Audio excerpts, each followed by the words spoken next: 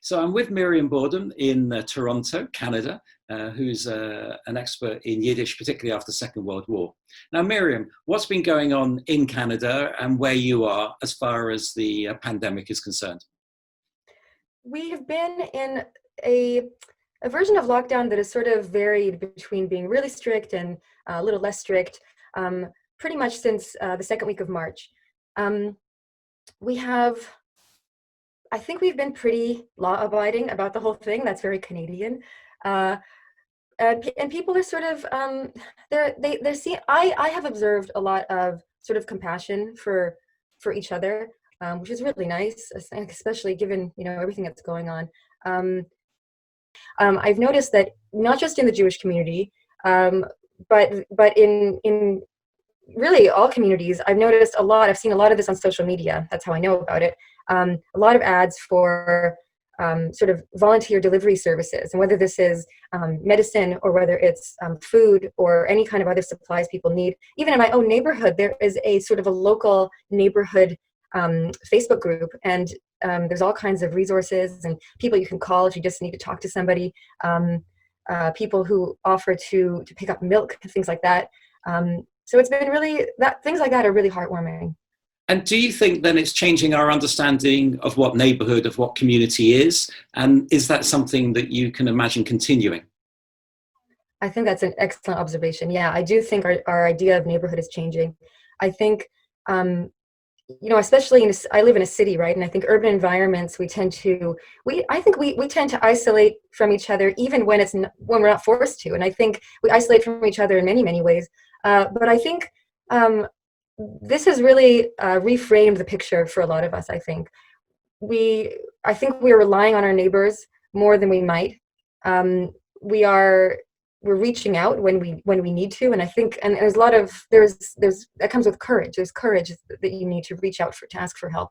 I think this crisis has actually only amplified a sort of a sensibility about compassion that's always been there.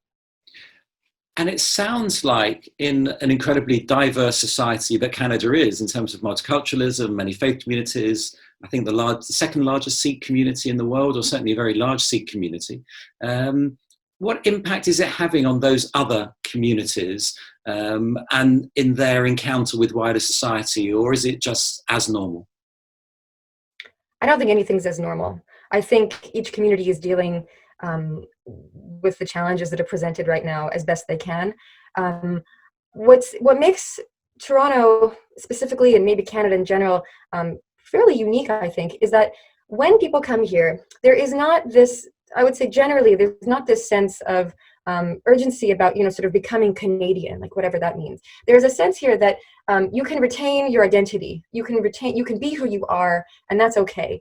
And for that reason, I think there are many more sort of smaller community organizations that are there to support these communities, even during normal times. And so right now it's a time of people are organizing task forces and, like I said, delivery services and outreach, support groups. And I think every community has been doing this. I remember on Instagram a few weeks ago, I saw an ad looking for volunteers for a community based, delivery service for meals to families during Ramadan.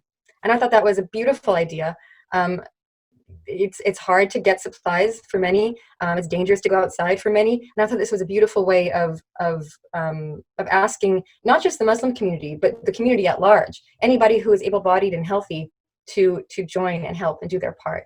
Has there been much resistance from any quarters, either to the closure of places of worship or certainly in some countries, the rural communities are very fed up with the city coming out, as it were, and therefore potentially bringing the infection with them, and some kind of resistance between the local and the those who are blown in, as it were. Resistance is there in terms of worry or fracture or tensions? In terms of resistance, I haven't seen, there's always going to be naysayers, and there are always going to be people who they said, I've had it, I'm done. But I think generally, the government here, I think the healthcare sector here has done a really good job of sort of assuaging concerns that, maybe this is all overreaction, or and just encouraging people to keep that Canadian sensibility, look out for each other, be kind, be thoughtful, and be responsible. So for the most part, I think we are beginning to see that, some fractures.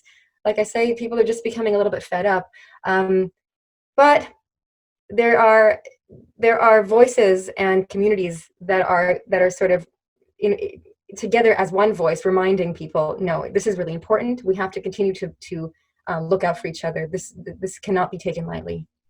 And of course, vulnerability and uncertainty are difficult to live with at the best of times. And when there's an infection which lies behind it, it's even harder. What do you think, as we draw to a close, will be what we take away from this when we return to some kind of normality, whether that is a year away or 2 or 3 years away? What might be the long-term impact, do you think, in Canada of COVID-19? I've been thinking a lot about this exact question, actually, because a personal project I've been doing lately has been translating some poetry from the 1930s that was written in Yiddish by a guy who was not only a famous poet, but also worked as a streetcar conductor for the transit system here in the city. And this was the 1930s. It was during the Great Depression. And what really struck me about his poetry is that it is full of the sense of loneliness and isolation and sort of inertia. And that just resounds right now with the moment we're experiencing. And it's from the 1930s. It's unbelievable, this distant voice from the past speaking to us in our present. And it made me think about, does it really take something like a pandemic or an economic depression to isolate ourselves from one another? Or does it take, far less than that? Even during sort of more normal times, are there ways that we continue to isolate from each other? And I think the answer is yes. And so the question I have is, well, then how do we make sure that doesn't happen? Now that we know now that we know how, fractious our society can become, and how painful it can be to be separated from one another when we don't choose to be, but when we're sort of forced to be, how can we make sure that when we reunite with intention and with a sense of sort of why this is so important? I do think there is a way in which the virus is making us rethink sort of the reasons behind why we gather, why we come together, what is it that we're looking for, and making us sort of reevaluate the value of human interaction. Even I would say the thing I missed most is sort of the many anonymous and very brief interactions that I have daily with strangers. The person that pours your coffee, or the streetcar conductor, right, who takes your fare. Those little anonymous interactions, and I don't even know those people, and I never will. But I miss that. I miss those brief moments of contact. So I'm hoping that when we get back to sort of some sense of normality, we remember to really value every little tiny moment of contact, of community, of gathering. Just one final thought, taking into account your research on Yiddish after the Second World War. And of course, that was a period of trauma. Now, a very different trauma than we're facing today. But as you just touched on, there's an echo in the poem of the transit conductor. Is there any vignette or anything else that strikes you in your research that does echoes or resonates with what we're going through right now? During the war, when so many Jews who had already left Europe and were living outside of Europe, were sort of following news of the war from a distance, the Yiddish literature, the Yiddish press was extraordinarily active in conveying information to the Yiddish-speaking community about what was happening overseas, keeping people apprised, and just like now, organizing task forces and fundraising efforts, committees to send money over there. And when they could, they organized sort of groups to go and actually help physically, to fly over there and help after the war in DP camps and the like. After the war, when survivors came to places like Canada, they began to kind of reconstruct this amazingly robust Yiddish-speaking community.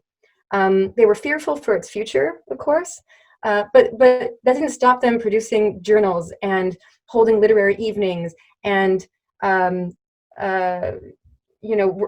producing materials to educate children, to sort of raise the next generation in Yiddish.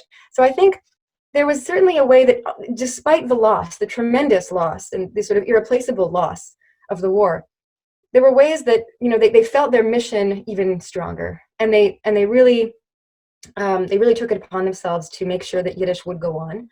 And I think they found new ways to do it. So thinking about my research, I'm really inspired by those people.